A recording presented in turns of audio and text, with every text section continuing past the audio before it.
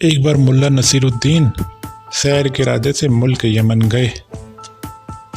سرائے میں اپنا سامان رکھنے کے بعد وہ باہر نکلے اور بازار میں گھوم رہے تھے کہ اچانک انہوں نے دیکھا کہ ایک جگہ پر بہت سے افراد اکٹھا ہوئے ہیں۔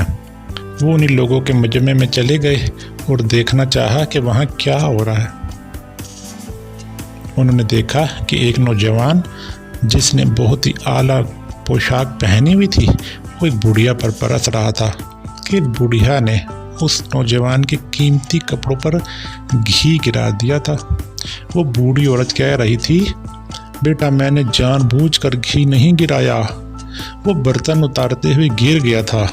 مگر وہ نوجوان چیخ پکار کرنے لگا، وہ کہنے لگا کہ میرا قیمتی لباس خراب ہو گیا، میں نے تو ایک وزیر کی دعوت پہ جانا تھا، اب میں وہاں کیسے پہنچوں گا؟ ملا آگے بڑھے اور اس جوان سے کہا کہ بھائی یہ عورت بہت ضعیف ہے، اسے معاف کر دو، تم اپنا لباس بدل لو۔ اس جوان نے کہا میں نے یہ پوشاک اصفہان سے منگوائی ہے اور اس پوشاک کی قیمت 100 دینار ہے، اب یہ بیکار ہو گئی ہے، مجھے 100 دینار ہی چاہیے۔ اس عورت نے خوف زدہ لہجے میں کہا، بیٹا میں بہت غریب ہوں، اگر میرے پاس اتنے پیسے ہوتے تو میں گھی نہ بیچ رہی ہوتی۔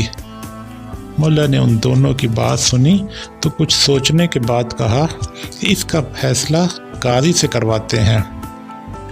وہ نوجوان بولا، چلو ٹھیک ہے، قاضی کے پاس چلتے ہیں، پھر جو فیصلہ ہوگا مجھے منظور ہے۔ مجبوراً اس ضعیف عورت کو بھی قاضی صاحب کے پاس ہی جانا پڑا۔ قاضی صاحب نے ساری بات سنی اور پھر کہا کہ یہ غلطی تو ضعیف عورت ہی کی ہے، اب تم کیا کہتے ہو؟ قاضی دراصل ملا نصیر الدین سے دریافت کر رہے تھے۔ ملا نے کچھ سوچا اور پھر کہا، قاضی صاحب اس ضعیف عورت کی غلطی سے اس آدمی کی پوشاک خراب ہو گئی، اس کا ہرجانہ میں ادا کرتا ہوں، میں اسے 100 دینار دیتا ہوں۔ اس نوجوان نے جلدی سے وہ 100 دینار اٹھا لیے۔ پھر ملا نصیر الدین نے کہا، قاضی صاحب میں نے اس پوشاک کی قیمت ادا کر دی ہے، اب یہ نوجوان اپنی پوشاک میرے حوالے کر دے۔ نوجوان نے کہا، کیوں حوالے کروں؟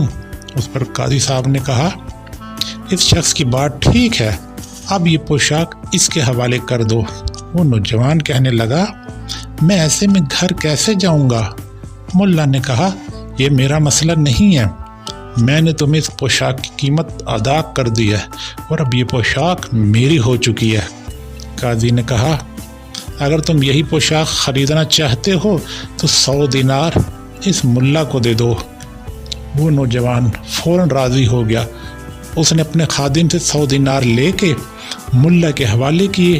ملا نے 50 دینار اس عورت کے حوالے کیے اور 50 دینار اپنے پاس رکھ لیے اور اس سے کہا کہ غرور کی یہی سزا ہے، ورنہ یہ معاملہ ہنسی خوشی بھی حل ہو سکتا تھا۔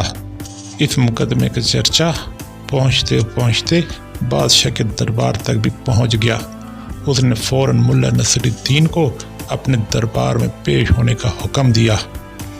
جب ملا بادشاہ کے محل کے سامنے پہنچا تو اس نے دیکھا کہ ہزاروں لوگ دائرے میں کھڑے ہوئے تھے۔ جو ہی ملا آگے بڑھے، ایک ضعیف بوڑھا شخص دھکا لگنے سے گر ہی گیا۔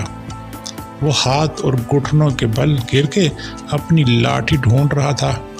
ملا نے اس کی لاٹھی اٹھائی اور سہارا دے کر کھڑا کیا۔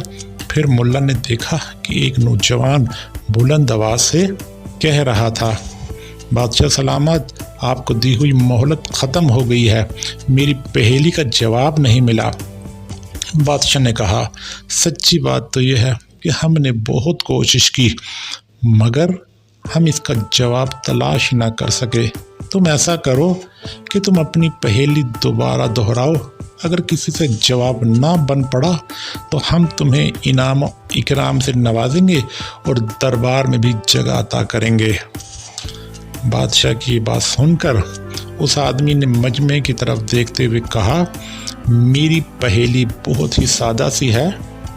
وہ کیا ہے جس کی صبح 4 ٹانگیں ہوتی ہیں، दोपहर को 2 और शाम को 3 टांगे होती हैं। सभी लोग सोच में पड़ गए। इधर मुल्ला के जहन में एक धमाका सा हुआ।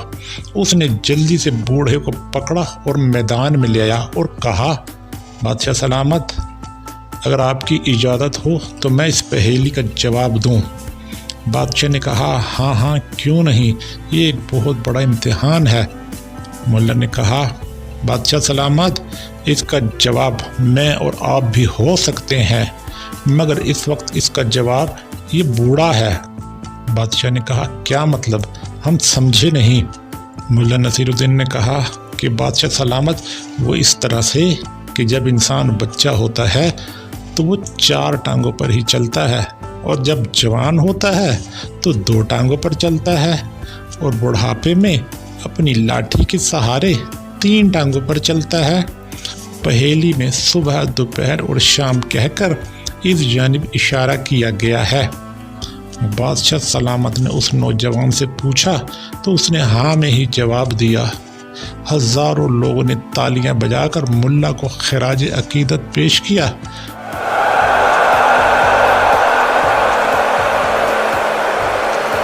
और बादशाह ने मुल्ला की जहानत देखकर उसे बहुत से इनाम और इकराम से भी नवाजा।